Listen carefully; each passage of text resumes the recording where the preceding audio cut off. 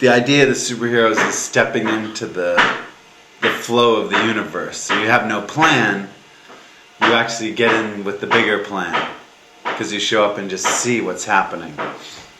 And we found time and time again the serendipity was just, for a lot of people, awe-inspiring. Just a few quick stories out of thousands. A town of 150,000, Pueblo, Colorado. 11 superheroes go into the city hall, all in different costumes. We're here to help. Face paint, and the guy's behind the desk in his tie, like, are you serious? And we're all standing there like a scene from a crazy movie. And he then calls the DPW and says, there's people in superheroes, and he kept looking up, are you serious?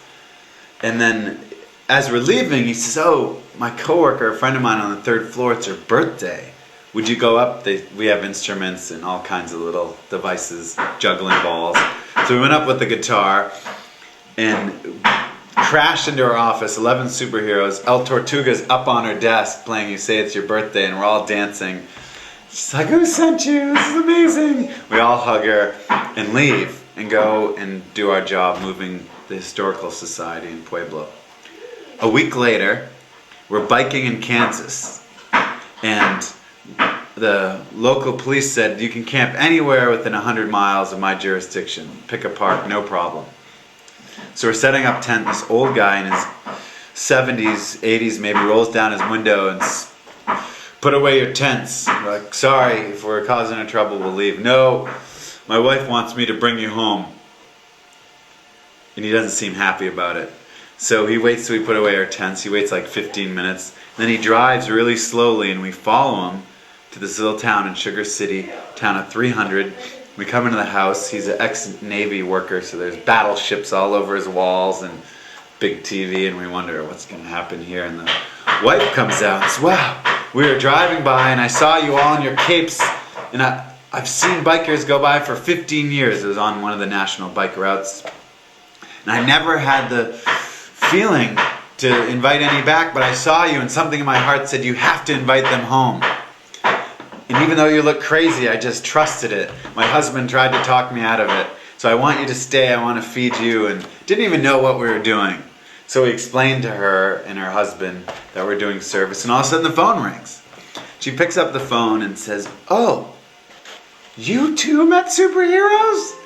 And all of a sudden she's just laughing and hangs up the phone. She said, that was my daughter from Pueblo City. You sang happy birthday to her a week ago at the city council office. And so they had no idea that it had happened.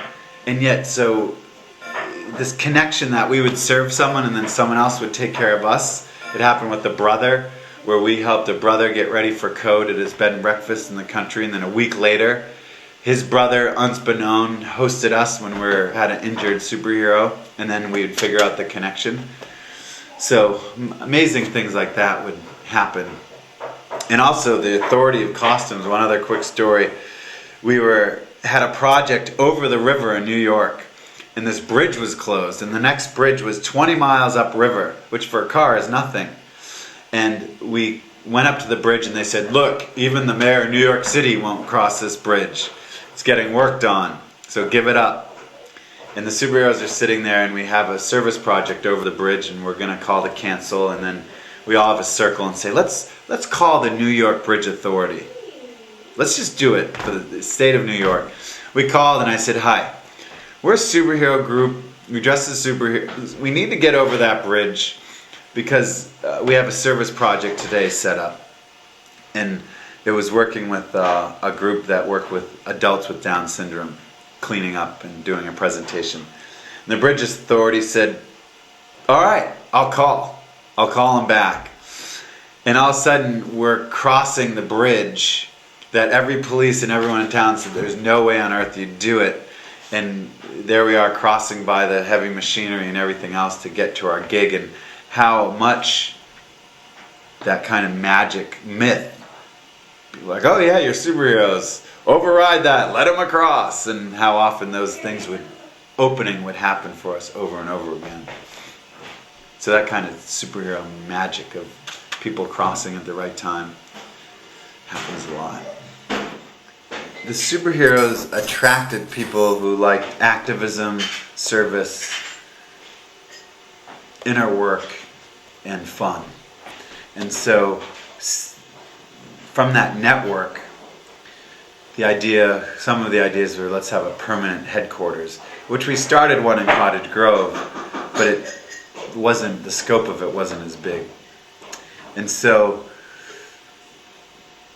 that energy, the question is, could we do it full time on land?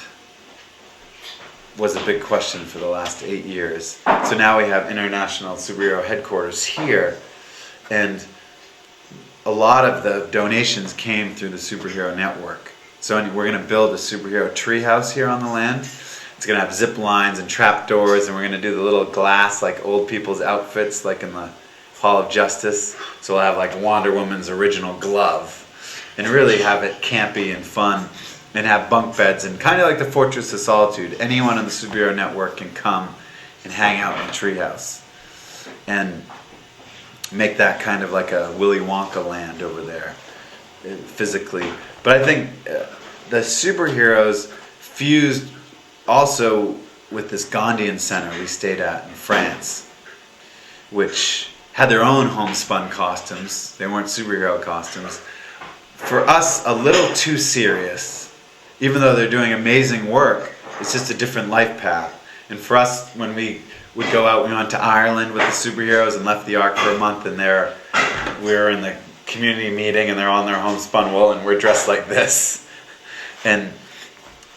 But they kind of cross-pollinated in a sense that we learned a commitment, 60-year-old community going and doing nonviolence every day, 85-year-olds like superhero galore, who for 50 years imprisonment, fighting against war and for peace. And so I think it, on a spiritual level, fed us, and without being at this direct connection to Gandhi, we would have never been able to start this.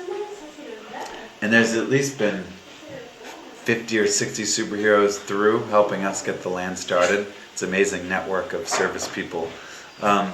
So basically we're the headquarters for the superheroes, and now we're the Possibility Alliance. So the superheroes is one arm of the project that goes out to do service. Or like when we responded to Hurricane Katrina and sent 45 people in capes, we kind of become like Gandhi's peace armies, except we're in capes and we have little clown horns on our bike. But we still want to evolve to where, imagine 10,000 superheroes, where they could respond to a riot in the city or for peacekeeping. That's kind of the vision.